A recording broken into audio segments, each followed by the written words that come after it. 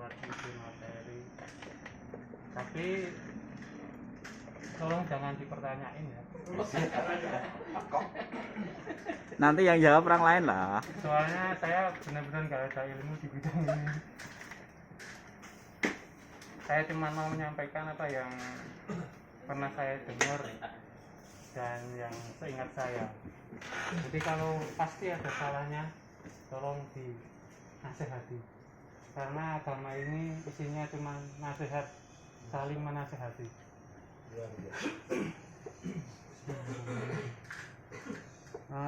Saya mau menyampaikan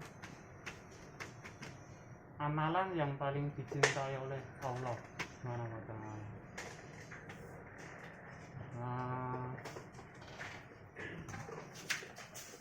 Ada salah satu sahabat Rasul, Allahu a'lam, saya lupa namanya, kalau nggak salah Abdullah bin siapa lupa saya. Dari riwayat Abu Hurairah, sahabat itu bertanya, "Ya Rasul, amalan apa yang paling dicintai oleh Allah?" Sahabat ini pintar, dia nggak nanya Islam itu apa, Allah itu siapa, ibadah itu gimana, dia nggak nanya itu, karena dia udah yakin bahwa Allah itu ada dan Allah itu esa.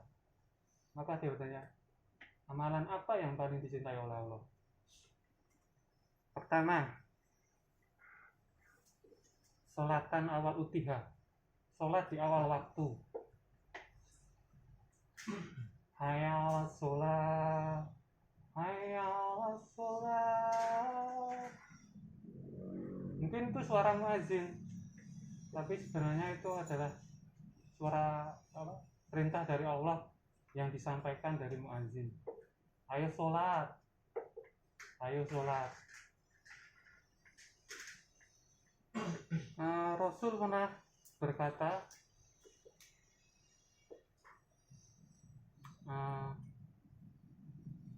seandainya hambamu ini tahu apa yang kau sembunyikan di antara azan dan shaf pertama sholat, pasti mereka akan mengejarnya walau harus merangkak. Rasul juga pernah menyampaikan, muslim, terutama kita yang laki-laki, wajib hukumnya sholat di masjid. Rasul pernah berkata, barang siapa muslim yang masih sholat di rumah, maka hendaknya aku akan membakar rumahnya.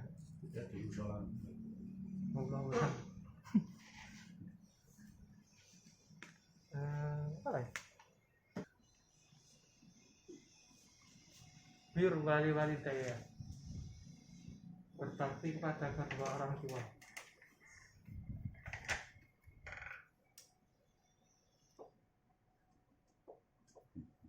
Berbakti pada kedua orang tua.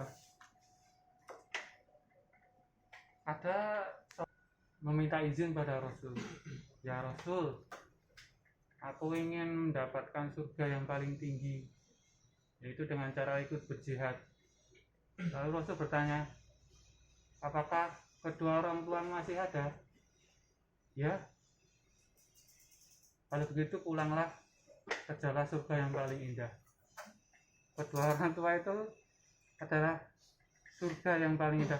Saya pernah dengar seorang yang pernah berkata, kalau kamu nggak bisa masuk surga dari surga yang darahnya mengalir di tubuhmu, dari surga yang bisa kamu peluk setiap hari, lalu kamu mau masuk surga dari mana? Dari sedekahmu. Pada orang tua aja kamu nggak bisa berbakti, kamu yakin sedekahmu itu lillahi ta'ala? Dari sholatmu, kamu yakin sholatmu itu lillahi ta'ala? Dengan kedua orang tuamu, kamu tidak bisa berbakti. Ada sebuah kisah, ulang saya lupa gimana. Ada seorang anak yang membawa ibunya diperiksakan ke dokter. Ibunya itu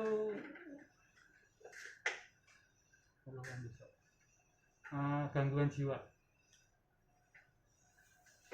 Setiap dia diajak periksa, dia kadang menangis, kadang ketawa sendiri, kadang kerudungnya copot anaknya benerin, kadang-kadang gebrak-gebrak meja anaknya minta maaf pada dokternya. Ada saat ibunya itu teriak-teriak, "Mat, kamu janji mau ajak saya ke sini." Dia menunjuk sebuah Ka'bah. "Mat, kamu janji mau ajak saya ke sini." Dokter itu tanya pada anaknya itu, "Siapa dia?" "Ibu saya."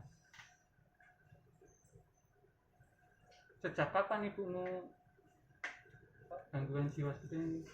"Sejak dia lahir."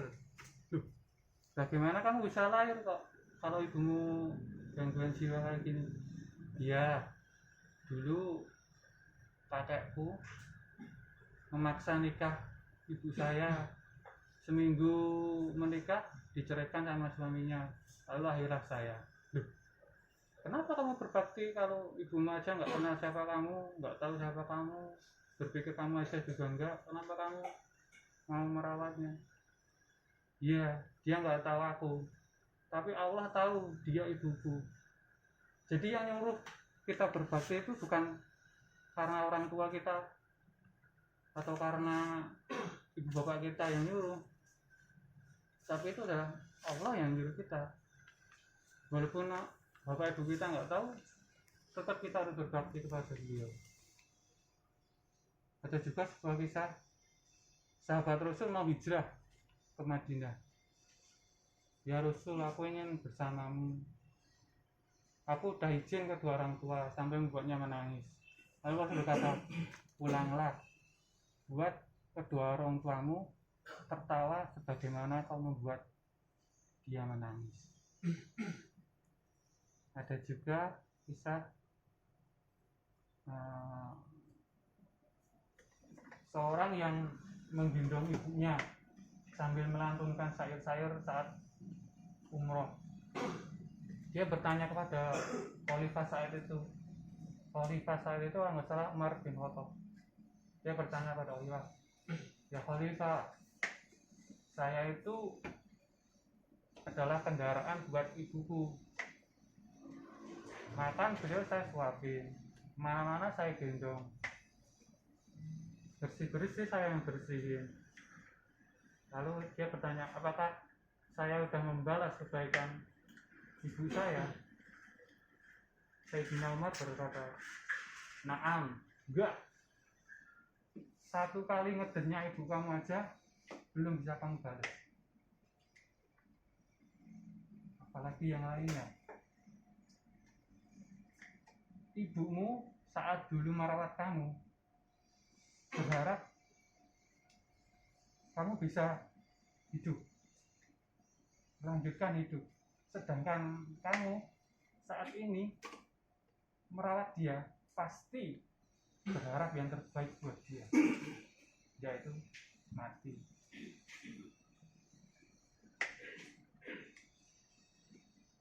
Ada lagi, Rasul pernah mengamini, berkata amin, amin, amin saat naik ke mimbar di Masjid Nabawi.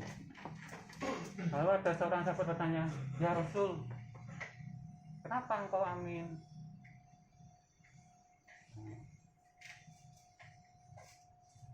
"Aku amin karena Jibril yang berdoa dan aku yang mengaminkan." Jibril, teman-teman, junjungannya para malaikat. Jibril berdoa yang pertama, celaka dia, melarat seorang hamba. Jika dia menemui bulan Ramadan tapi dia tidak mendapatkan ampunan, maka celakalah dia, melaratlah dia. Itu yang pertama yang Rasul aminin doanya Jibril.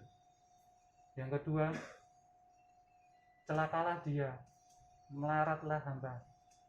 Jika masih menemui kedua orang tuanya atau salah satu masih hidup tapi dia tidak mendapatkan surga, celaka beliau, melarat beliau. Yang ketiga, celaka dia melarat seorang hamba jika namamu disebutkan tapi dia tidak menjawab, maka celaka dia, melaratlah hamba itu. Jika seorang yang berkata Rasulullah Shallallahu Alaihi Wasallam, jika Anda mendengar tapi tidak menjawab, subhanallah. Terus apa lagi ya? Yang ketiga, amalan yang paling disukai Allah, jihad. Sekian dari saya, pasti banyak salahnya, mohon maaf. Wassalamualaikum warahmatullahi wabarakatuh. Waalaikumsalam warahmatullahi wabarakatuh.